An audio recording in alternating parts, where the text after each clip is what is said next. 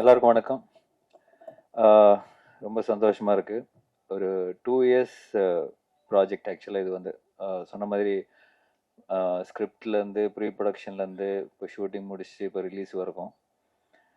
First of all Vinod பிரதருக்கு தான் இந்த full credit போய் சேரணும். ஏன்னா ஞானவேல் சார் சொன்ன மாதிரி யூஸ்வலாக ஒரு ப்ராஜெக்ட்னா ஹீரோ கதை கேட்பாங்க, இல்லைன்னா அப்படி உட்காந்து கதை கேட்பாங்க, இல்லைன்னா ஒரு டேரக்டர் ஏதாவது ஒரு கதை கேட்டு வந்து சஜஸ்ட் பண்ணுவாங்க. அப்படின்னு இல்லாமல் ஆக்சுவலாக எனிமி படம் ஷூட்டிங் நடக்கும்போதே வந்து வினோத் வந்து இந்த மாதிரி முரளி கோபி நல்ல ஒரு நாட்டு கதை கூட இல்லை, ஒரு நல்ல ஒரு தாட் ஒன்று வச்சிருக்காரு. சும்மா ஒரு ஒன் லைன் ஒன்று சொன்னார், ரொம்ப இன்ட்ரெஸ்டிங்காக இருந்தது. அது நம்ம வந்து பண்ணால் நல்லா இருக்கும் அப்படின்னாரு. சரி, நான் சரி மச்சான் நம்ம பண்ணலாம், நீ கேளு அப்படின்னு சொல்லிட்டு.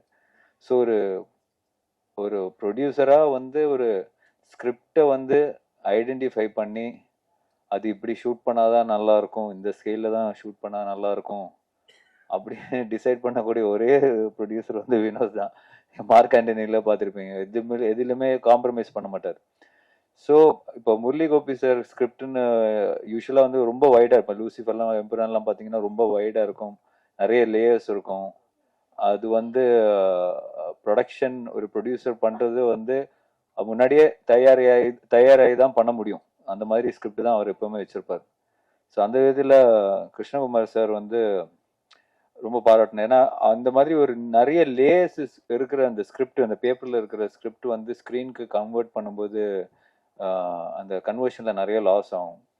சில விஷயங்கள் புரியாமல் போகும், சில விஷயங்கள் வந்து நினச்சது எடுக்க முடியாது. பட் அது எதுவுமே மிஸ் ஆகாமல் அதே சமயத்தில் வினோத் வந்து எதுலையுமே காம்ப்ரமைஸ் பண்ணாமல் பண்ண படம் தான் அனந்தன் காடு. ஸோ அதில் அந்த கேரக்டர், அந்த தமிழ் கேரக்டர் வந்து நான் ப்ளே பண்ணியிருக்கேன்.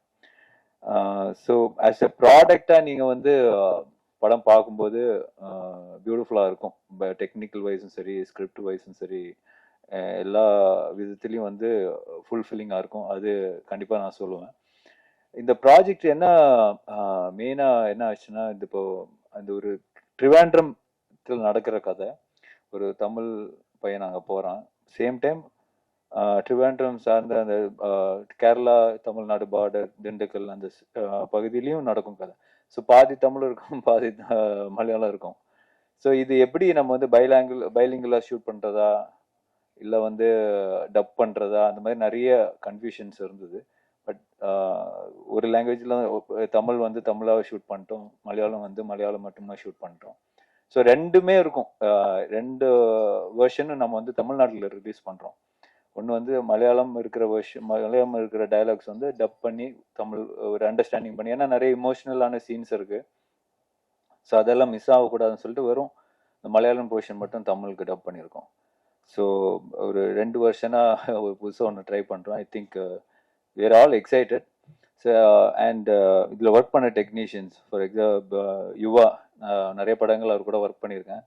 ஸோ இப்போ அந்த டிஐ அவுட்புட்டெல்லாம் பார்க்கும்போது அவ்வளோ சூப்பர்பாக இருக்குது. ஏன்னா நம்ம ஷூட் பண்ணும்போது ஒரு ஒரு ஒரு ரா ஃபுட்டேஜாக தான் இருக்கும். பட் அது சொல்லுவாங்க இந்த மாதிரி நம்ம டிஐலாம் பண்ணிட்டு வரும்போது நல்லா இருக்கும் பிரதர் அப்படின்னு. பட் உண்மையிலேயே சூப்பர்பாக இருக்கு brother. Really like it. And my fight master Sakthi sir வேணும் சார். நிறைய படங்கள் ஒன்றா வந்த டெடியெல்லாம் நம்ம ஒன்றா பண்ணோம்.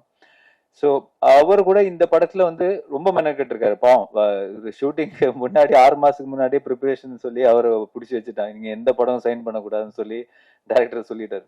ஸோ அவரும் எங்க கூட, ஏன்னா இந்த படத்துல இருக்கிற சீக்வன்ஸ் அப்படி இருக்கும், ரொம்ப இமோஷனலான ஃபைட்ஸ் எல்லாம் இருக்கும். என்னோட ஸ்பெஷல் வந்து எனக்கு ரொம்ப பிடிச்சது வந்து மாஸ்டர் இன்டர்வல் பிளாக் தான். எனக்கு ரொம்ப ரொம்ப சூப்பராக பிளான் பண்ணியிருப்பாரு. அது இமோஷனும் இருக்கும்.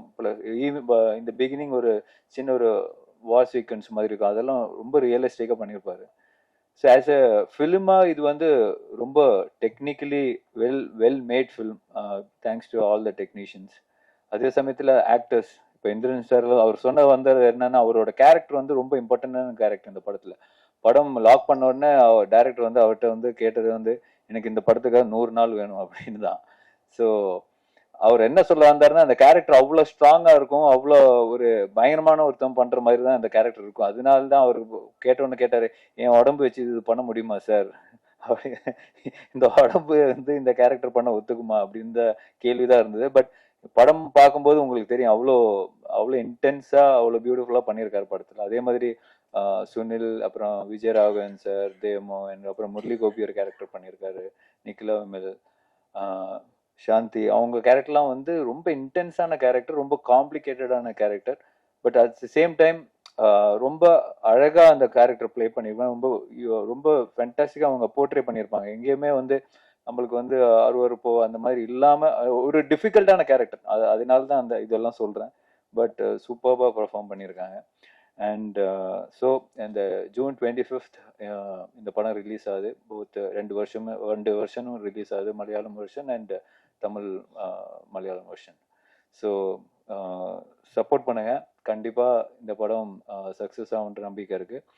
And thanks to Gopalan sir, Gokulam films.